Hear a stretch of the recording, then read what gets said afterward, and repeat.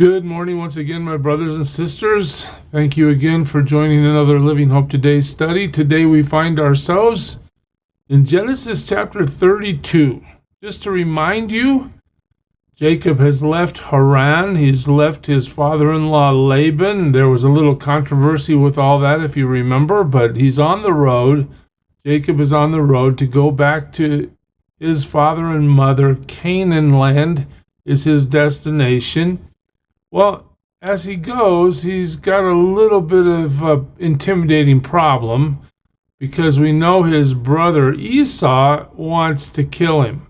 So in the first part of chapter 32, Jacob is trying to figure out what he can send ahead of his visit to Esau to keep from getting murdered when he gets there.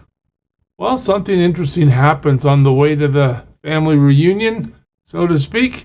And that's what we're going to explore today as God shows up, isolates Jacob, and wrestles him. It's so fascinating. Let's watch it happen together. When you get to Genesis 32, verse 22, here's what we're told. That night, Jacob got up. This is on his journey. He took his 2 wives. He took his 2 maidservants and his 11 sons, and he crossed the ford of the Jabbok. If you're like me, when you read that, you think, what is the ford of the Jabbok? Well, I'm so glad you asked. Here's a map. I hope you can see it well enough. I just want to take you back for a second to the first part of chapter 32.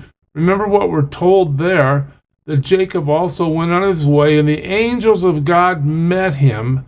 When Jacob saw them, he said, "This is the camp of God." So he named that place Mahanaim. All right, well, if you look at the top of this map, there's Mahanaim. All right. Well, I looked up what a ford was in a river, and the ford of Jabbok, or any ford, is a shallow place where a crossing is possible. So, we know that the bridge work back then wasn't very good. So if you wanted to get across the river, you had to swim for it most of the time. Okay, what did they look for? They looked for these fords where there was a shallow spot where you could walk across and get past the river. So that's what Jacob's doing here with his whole family and his 11 sons. Okay, well, let's just think about it. This red line represents the Jordan River as it flows from north to south into the Dead Sea. But up here by Mahanaim, there's another river. It's hard to show it on the map, but it's called the Jabbok River.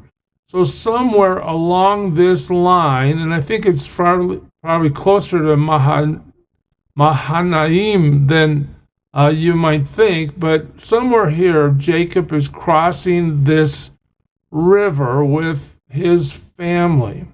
All right, so here we go. After he had sent them across the stream, I guess, ladies first, he sent over all his possessions.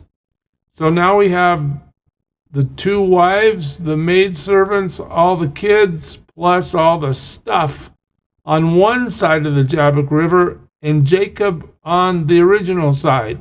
Okay? The scene is set. So Jacob was left alone. There it is. He was left alone. Now he's in a place where God has him isolated, and God is going to communicate with him. Let's put it that way. Jacob was left alone, and a man wrestled with him till daybreak. Now, if you just read that at face value, you might think he's not all alone. There's one more guy over there somewhere who likes to wrestle.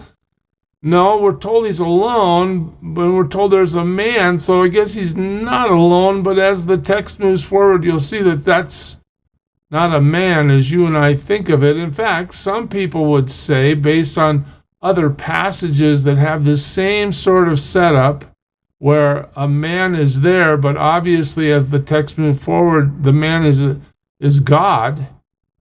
Some people would point to this and say this is an appearance by the pre-incarnate Jesus.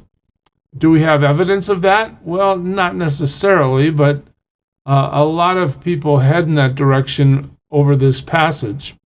Okay, so when the man saw that he could not overpower him, he touched the socket of Jacob's hip.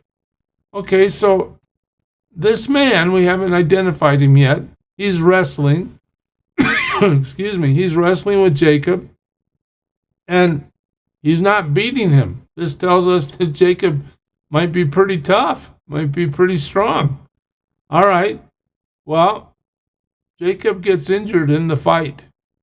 He touched the socket of Jacob's hip so that his hip was wrenched as he wrestled with the man. So in one sense, Jacob is actually physically impacted by this wrestling match with this man that has yet to be identified in the passage. What's going on here? Well, listen. Then the man said, "Let me go, for it's daybreak." So they must have wrestled all night. But Jacob replied, "I will not let you go unless you bless me." Jacob has the understanding that this person that he's wrestling with has power, has authority, has the ability to bless him beyond what other people have. All right? And he pleads with this person in this wrestling match. Again, keep in mind, in Jacob's mind, as he's going through what's happening in his life, he's thinking about, is he going to get murdered by his brother or not when he shows up going back home? All right? He seeks the blessing of this man that he wrestles with, thinking, I suppose, that that blessing will in some ways protect him or give him strength. Well, the man asked him, "What is your name?" Now that's kind of unusual, right? God should know his name, but Jacob answers, "My name's Jacob." All right. Well, then the man says this, "Your name will no longer be Jacob, but Israel." So this man has the authority to change Jacob's name from Jacob to Israel. Now we're starting to get into some providential, who can do that, who can demand such a thing except God himself, because you have struggled with God and with men and have overcome. All right, we're going to call you Israel now. All right, because you've overcome. Now, just to think about names for a second, Jacob's name, that name means holding the heel, or even it can mean deceiver. But Israel, that name means God's fighter or striving with God. In other words, God is having this encounter with Jacob in the form of a man and renaming Jacob, blessing Jacob, but sort of moving Jacob out of that past life of doing whatever you have to do to get by for yourself through your own deceptive ways, and bringing Jacob to a place where he understands his name now is Israel. He's God's fighter. He's striving with God. He's somebody that God has his hands on. Now, we've already seen God bless Jacob in the past and relay all the promises that God had made to Abraham have now become promises that apply to Jacob. Nonetheless, Jacob is now going to look at himself, hopefully, a little differently than he has. Jacob says, "Please tell me your name." But he replied, "Why do you ask my name?" And then he blessed him there.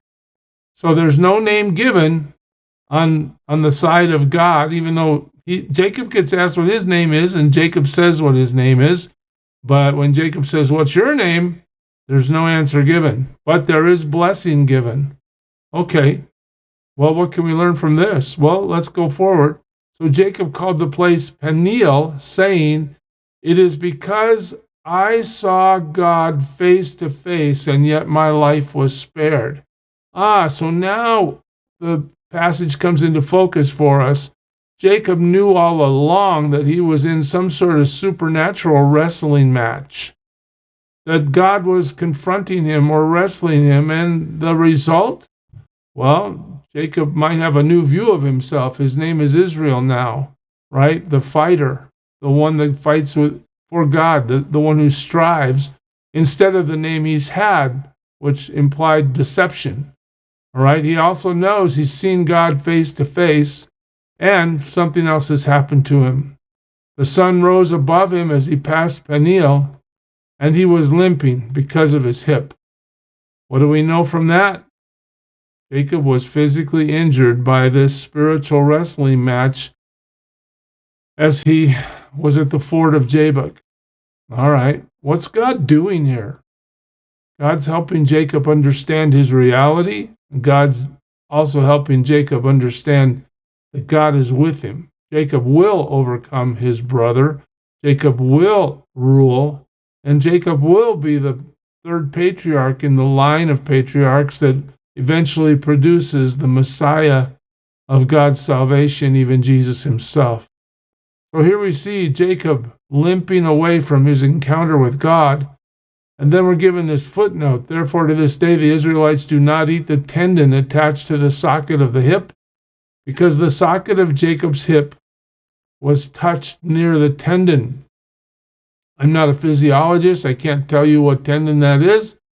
But what we know is the people of Israel, and notice they're called the Israelites.